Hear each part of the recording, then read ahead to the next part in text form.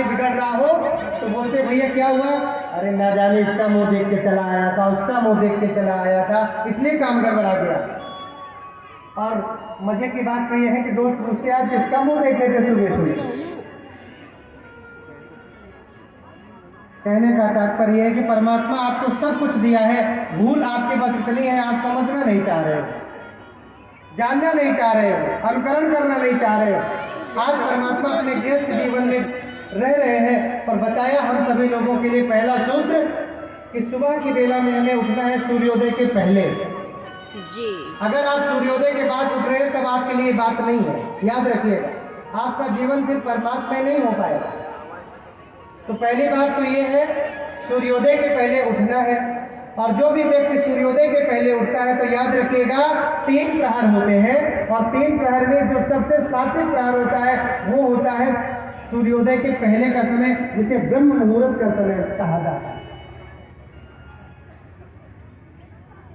इसलिए ब्रह्म मुहूर्त का जो समय होता है उसमें साक्षात परम ब्रह्म परमात्मा शंकर पार्वती सभी अपने अपने सखाओं को लेकर के इस मृत्यु लोक में विचरण करते हैं और देखते हैं कि कौन सा जीव क्या कर रहा है, उसके अनुरूप उसको फल देते हैं और उसके अनुरूप उसका जीवन आगे बढ़ता है। आपने देखा होगा जो व्यक्ति ज्यादा सोता है उसको हर समय नींद आती रहती है। क्यों? क्योंकि परमात्मा का ये आशीर्वाद है। परमात्मा भागवत में कहते हैं कि जो व्यक्ति ज्यादा सोता है उसको उपहार में परमात्मा एक बहुत अच्छी चीज देते हैं और उस उपहार का नाम है विनाश। उसका विनाश होता जाता है, वो धीरे धीरे परमात्मा के मार्ग से बिखरता जाता है, वो परमात्मा के मार्ग से दूर होता जाता है, सांसारिक वासनाओं में फंसता जाता है और धीरे धीरे उसके जीवन में तड़प, उसके जीवन में परेशानियां, उसके जीवन में अनेकों अनेक बाधाएं जब दिखाई देने लगती हैं तो वो किसी गुरु की खोज में जाता है, किसी मंदिर में जाता है, बस कृपा कर दीजिए, बस मैं अच्छा हो जाऊं। याद रखिए पहला सूत्र हमें ये लेना है कि अगर जीवन को सात्विक बनाना है, जीवन को उन्नति के मार्ग पर ले जाना है, सबसे पहले आपको अपना कर का दर्शन करना है। क्योंकि आपके कर में कहते हैं ना कि करागे वस्ते लक्ष्मी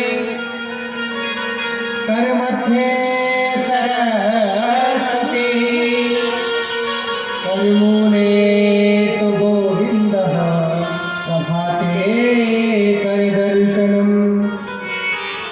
आज प्रभु बता रहे हैं कि जब आप कर का दर्शन करते हैं तो कर के अग्रभाग में लक्ष्मी का निवास है और कर के बीच में सरस्वती का निवास है और कर के मूल में गोविंद का निवास है। जब आप गोविंद को, भक्ति को आधार बना करके विद्या का अर्जन करते हो तो आपके जीवन में साक्षात लक्ष्मी का प्राकट्य हो जाता है। भक्ति क्या है? हमारे गोविंद है। सरस्वती क्या है? गुरु जी की देवी है। लक्ष्मी क्या है? जिसके लिए आप परेशान हो। और जब परमात्मा को आधार बना करके, परमात्मा का दर्शन करके और जब आप नित्य कार्य में लगते हो तो आपके जीवन का सर्वांगीण विकास होता है। पहला सूत्र लेना कि प्रभु ने प्रातः की वेला में उठते थे, ब्रह्म मुहूर्त में कर का दर्शन करते थे। सबसे पहले हमें अपने कर का दर्शन करना है, फिर अपने स्वर को देखना है, अपने नाक को देखना है, कौन सा नाक चल रहा है। ध्यान दीजिएगा, बहुत बारीक बात मैं आपको समझा रहा हूँ और ये बारीकी है, जब आप समझ लोगे ना आपके जीवन में उसका प्रभाव दिखाई देने लगेगा। कौन सी बारीकी? आपको दोनों नाक को देखना है, कौन सा नाक चल रहा है। एक नाक आपका खुला होगा और दूसरा नाक आपका थोड़ा सा उसकी अपेक्षा बंद होगा। एक को बोला जाता है सूर्य नाड़ी और चंद्र नाड़ी। चंद्र नाड़ी। दाहिने हाथ की तरफ जो आपका स्वर नथुना है वो सूर्य नाड़ी बोलते हैं और बाएं तरफ जो आपका नथुना है उसको चंद्र नाड़ी बोलते हैं। ध्यान दीजिएगा, जब सूर्य नाड़ी आपकी चल रही हो उस समय जब आप भोजन करते हो आपकी जठराग्नि उसी की तरह प्रदीप्त होती है। जिस तरीके से यज्ञ कुंड में अग्नि जलती रहे और आप हवन करें तो यज्ञ में धुआं नहीं निकलेगा, यज्ञ पूरा उसमें जल करके भस्म हो जाता है। ठीक उसी तरीके से जब आपका दाहिना स्वर शुरू हो तो आपको समझना है कि आपके जठराग्नि प्रदीप्त है, उस समय आपको भोजन करना है। जिस समय चंद्र नाड़ी चल रही हो उस समय आपको पानी पीना है। और इसीलिए हमारे आयुर्वेद में कहा गया है कि खाना खाकर तुरंत पानी नहीं पीना चाहिए, क्योंकि मैंने आपको बताया है एक नाक और दूसरे नाक दोनों के बीच में संचालन में 15 से 20 मिनट का अंतर होता है। इसीलिए कम से कम हमें 20 मिनट बाद ही पानी पीना चाहिए।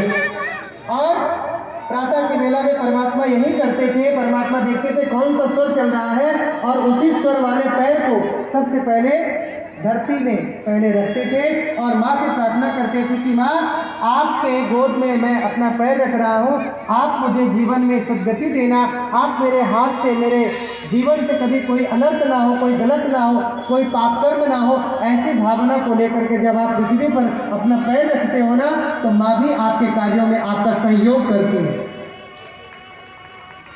और नित्य क्रिया करने के बाद परमात्मा प्रभु का अर्चन करते थे, संकीर्तन करते थे। ये 3 चीजें परमात्मा की हमें सीखनी है जीवन में कि ब्रह्म मुहूर्त में उठना भी है, छोटी छोटी बात याद भी रखना है। और तीसरी बात यह है कि प्रातः की वेला में आप पूजन अर्चना भी करें।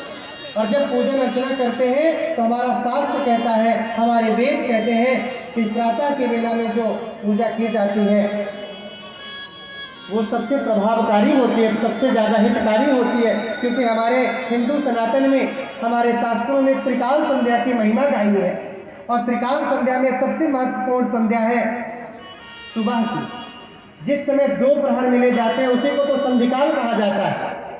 तो जो प्रातः की वेला होती है, प्रातः की वेला और सूर्य के उगने का जो समय होता है उस समय जो व्यक्ति पूजा करता है, जो जीव पूजा करता है, परमात्मा साक्षात अपना स्वभाव उस जीव को दे देते हैं।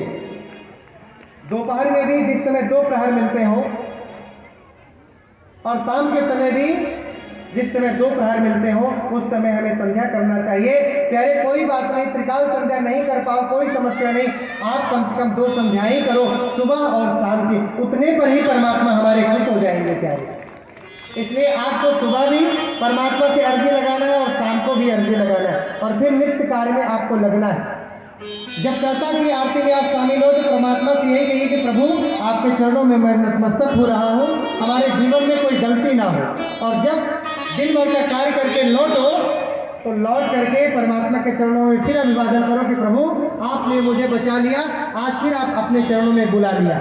ऐसी भावना के साथ आपको संध्या करनी है। लेकिन संध्या के समय 3 बातें याद रखना है। संध्या के समय कभी भी खाना नहीं खाना है, भोजन नहीं करना है। अगर संध्या के समय जो व्यक्ति भोजन करता है उसको पेट संबंधी समस्याएं जरूर होती हैं। दूसरी, पति और पत्नी को संध्या के समय समागम नहीं करना, नहीं तो राक्षसी बच्चे पैदा होते हैं उनके जीवन में। और तीसरी बात बताए कि जब संध्या की वेला हो उस समय घर में छोटे बालक अगर पढ़ाई कर रहे हो उस समय उसको पढ़ाई से रोक करके थोड़ा प्रभु के सुमिरन में लगाना चाहिए। ये 3 बातें हमें सूत्र के रूप में लेना है। और परमात्मा जब लौट करके आते थे नित्य कार्य में तो अंतिम समय में जब सोने से पहले परमात्मा दिन भर एक डायरी बनाते थे और उस डायरी में लिखते थे कि दिन भर में मैंने क्या क्या कार्य किया और उसका अनुसरण करते थे, देखते थे दूसरे दिन कि कल मेरे अंदर कौन सी बुराई थी, कौन सी अच्छाई थी और उसमें मैं क्या सुधार कर सकता हूँ, उसको अगले दिन सुधार लेते थे। ठीक उसी तरीके से आपको भी जीवन में यही रखना है।